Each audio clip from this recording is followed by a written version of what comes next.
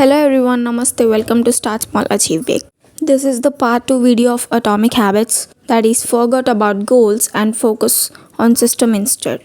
What's the difference between systems and goals? Goals are about the results you want to achieve. Systems are about the processes that led to those results. If you are a coach, your goal might be to win a championship. If you are an entrepreneur, your goal might be to build $1 million business. If you completely ignore your goals and focused only on your system, would you still succeed? For example, if you were a basketball coach and you ignored your goal to win a championship and focused only on what your team does at practice each day, would you still get results? Goals are good for setting a direction, but systems are best for making progress. There are some problems arise when you spend too much time thinking about your goals. The first problem is winners and losers have the same goals. Every Olympian wants to win a gold medal. Goal had always been there. It was only when they implemented a system of continuous small improvements that they achieved a different outcome. And the next problem is achieving a goal is only a momentary change. Imagine you have a messy room and you set a goal to clean it. If you summon the energy to tidy up, then you will have a clean room for now. Achieving goal only changes your life for the moment. What we really need to change are the systems that cause those results. When you solve problems at the results level, you only solve them temporarily. In order to improve for good, you need to solve problems at the system level. Fix the inputs and the outputs will fix themselves. Problem number 3, goals restrict our happiness. The implicit assumption behind any goal is this: once I reach my goal, then I will be happy. The problem with a goals first mentality is that you are continually putting happiness off until the next milestone. For years, happiness was always something for our future self to enjoy. Goals create an either or conflict. Either you achieve your goal and are successful, or you fail and you are disappointment. You mentally box yourself into a narrow version of happiness. This is misguided. A success first mentality provides the antidote. When you fall in love with the processor rather than the product, you don't have to wait to give yourself permission to be happy. Finally, the fourth problem is goals are at odds with long-term progress. Goal-oriented mindset can create a yo-yo effect. Many runners work hard for months, but as soon as they cross the finish, they stop training. The race is no longer them to motivate. When all of your hard work is focused on a particular goal, what is left to push you forward after you achieve it? The purpose of setting goal is to win the game. The purpose of building systems is to continue playing the game. True long-term thinking is goal-less thinking. Ultimately, your commitment determines your progress. Now let's discuss about how our habits shape our identity and our identity shapes our habits. Why it is so easy to repeat bad habits and so hard to form good ones. Few things can have more powerful impact on our life than improving our daily habits.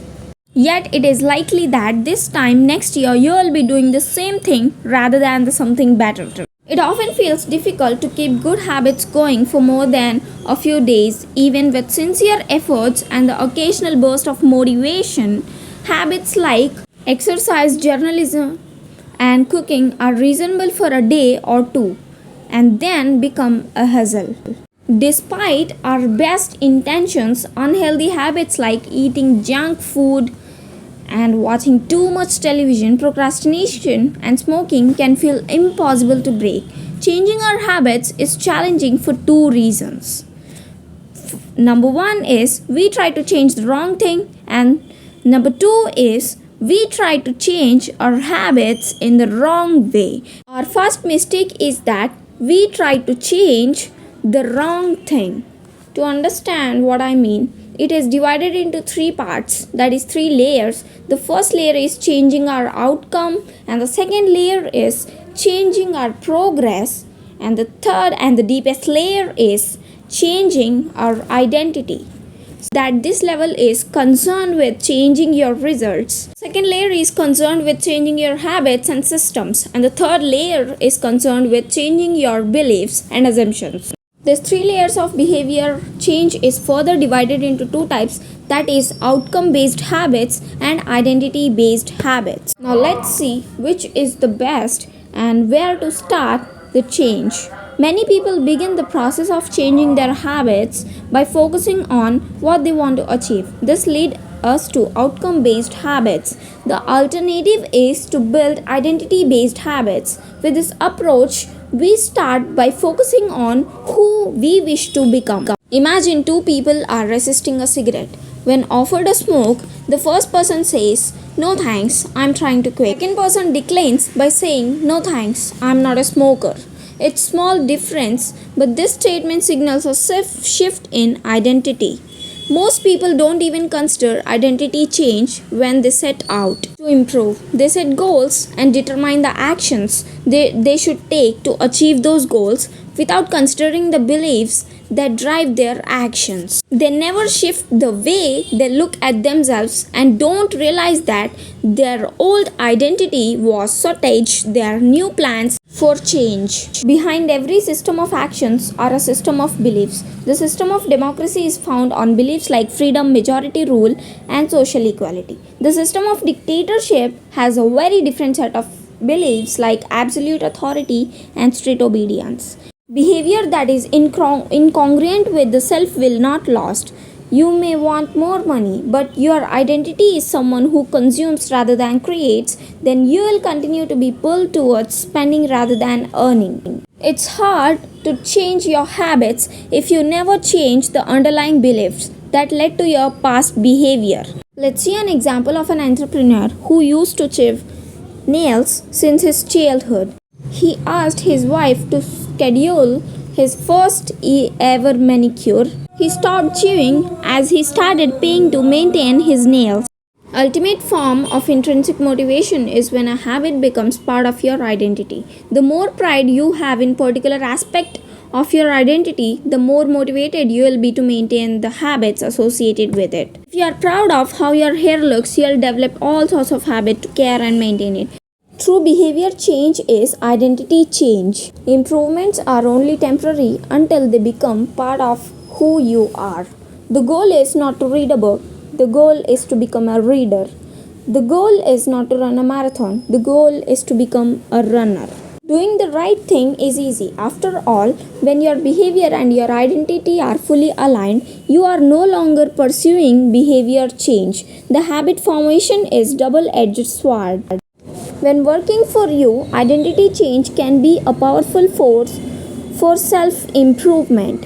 When working against you, though identity change can be a curse. When you have adopted an identity, it can be easy to let your aliens to it impact your ability to change. Many people walk through life in a cognitive slumber, blindly following the norms attached to their identity, like I am terrible with directions, I am not a morning person, I am bad at remembering people's name, and many thousand other varieties. In time, you begin to resist certain actions because that's not who am I. There is internal pressure to maintain your self image, behave in a way that is consistent with your beliefs. The more deeply a thought or action is tied to your identity, the more difficult it is to change. It can feel comfortable to believe what your culture believes or to do what upholds your image even if it's wrong. The biggest barrier to positive change at any level, like individual, team, or society, is identity conflict. Good habits can make rational sense, but if they conflict with your identity, you will fail to put them into action. On any given day, you may struggle with your habits because you are too busy or too tired or hundreds of other reasons. Over long term, however, the real reason you fail to stick with habits is that your self image gets in the way. This is why you can't get too attached to one version of your identity.